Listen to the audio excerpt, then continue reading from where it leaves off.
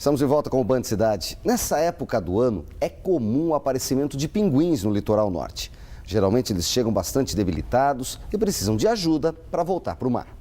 Você sabe o que fazer se por acaso encontrar um animal desse na praia? Para tirar essa e outras dúvidas, nossa equipe foi conhecer o trabalho realizado pelo Aquário de Ubatuba e pelo Instituto Argonauta. Veja na reportagem de Márcio Correia e Claudinei Salles. Quem vê esses animais espertos assim, nem imagina o sofrimento que passaram. Os pinguins são da Patagônia e migraram para o litoral brasileiro em busca de alimento. A viagem é longa, tem quase 5.000 quilômetros. Por isso, aparecem na praia bastante debilitados. Eles chegam bastante magros e com a temperatura corporal muito baixa. O pinguinário do Aquário de Ubatuba conta com 11 moradores. Juju é a mais antiga. Está aqui há quase 7 anos. Todos foram resgatados pelo Instituto Argonauta, uma organização não governamental que desde 1998 mantém um centro de reabilitação em Ubatuba. Felipe é quem faz o primeiro atendimento. Aqui os animais são identificados, pesados e passam por exames. Exame de sangue e fezes, e com esse conjunto de dados a gente consegue fazer um protocolo de tratamento para esse animal. O tratamento em si, ele deve durar entre mais ou menos 15 a 20 dias. Tá? Aí, nesse tratamento, a gente pode intervir com medicamentos. Além dos medicamentos, os pinguins são hidratados com soro fisiológico e passam por readequação térmica. Isso mesmo. Nesta fase, o aquecedor é fundamental para salvar a vida do bichinho. Na verdade, eles saem de lá no inverno em busca de temperaturas mais amenas. Então, quando o pessoal chega aqui, acha que tem que colocar no gelo. Não tem que colocar no gelo. É numa caixa de papelão com jornal e manter ele descansando aquecido. O confinamento termina quando a temperatura chega a 38 graus. Aí os pacientes são transferidos para os viveiros, onde permanecem quase uma semana. A piscina é a última etapa no processo de reabilitação. Aqui, durante cerca de 10 dias, os pinguins treinam a natação e também recuperam a impermeabilização das penas. Essa turminha aqui, por exemplo, já está prestes a ser devolvida ao mar.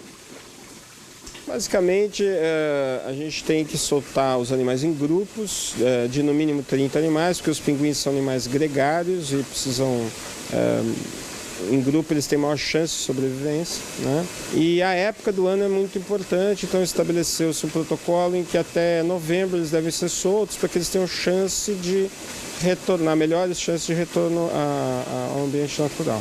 31 pinguins estão em tratamento, mas o local também cuida de outros animais aquáticos, como garças e fragatas. Tem até este bebê lontra, que chegou no início do mês. A Polícia Ambiental encontrou o animal a tempo, então ele não está debilitado. Está sendo amamentado diariamente, de 5 em 5 horas aqui no Instituto, está estável.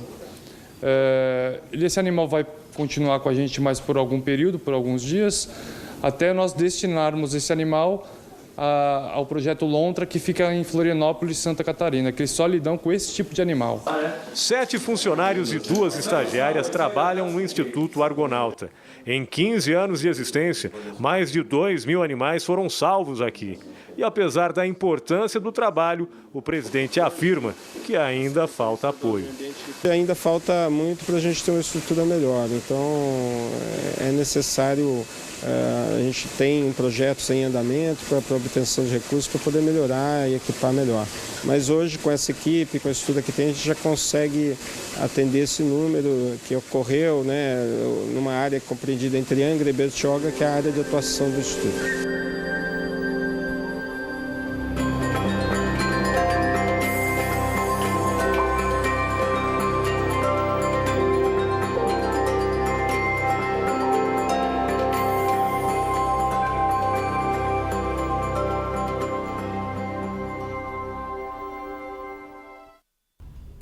Enquanto tem tanta gente que destrói a natureza, ainda bem que tem pessoas como essas, né, que ajudam a preservá-la. Vamos para a previsão do tempo para o fim de semana? Mônica Arruda.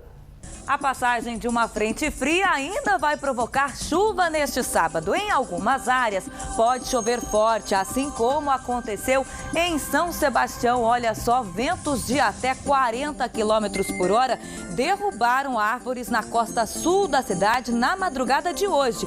Não houve feridos, apenas danos materiais. Na rodovia Prestes Maia, o trânsito precisou ser interrompido para a retirada das árvores.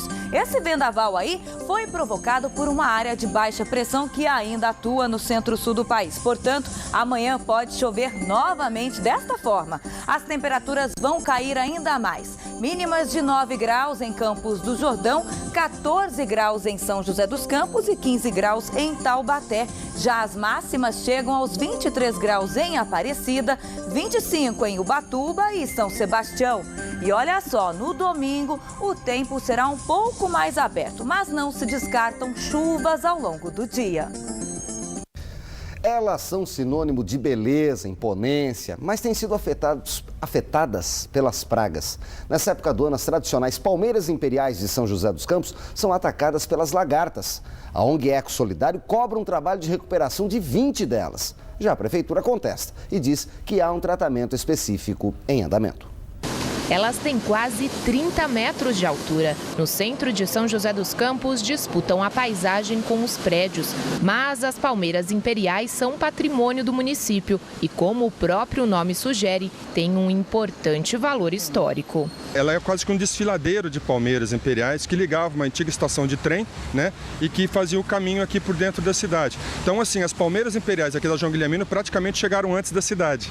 Mas algumas das árvores da Avenida João Guilhermino estão quase sem folhagem.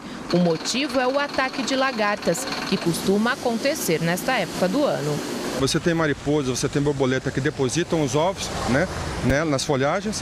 E aí você tem a eclosão dos ovos, você tem as lagartas. E a lagarta vem comendo toda a folhagem, entendeu? Isso é uma coisa que acontece naturalmente quase todo ano, mas você tem que ter critérios para você identificar logo no início, para que isso não passe de uma árvore para outra. Porque senão você acaba com toda a folhagem, as árvores ficam mais vulneráveis, né? Aí ela pode sofrer ataque de fungos, sofrer ataque de outras pragas por causa da vulnerabilidade que elas ficam. Segundo a prefeitura, o monitoramento das árvores é feito mensalmente e a cada 4 meses é realizada a adubação das palmeiras.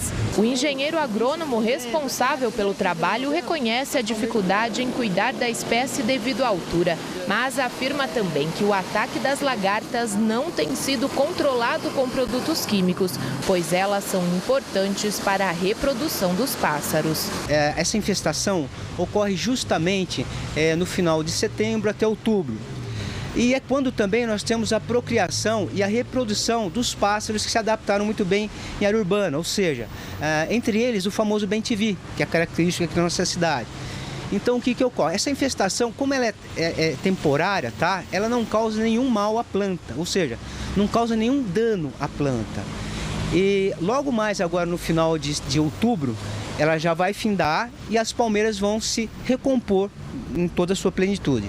O engenheiro também diz que mesmo com o ataque, as espécies são consideradas saudáveis e que nas próximas semanas o problema deve acabar.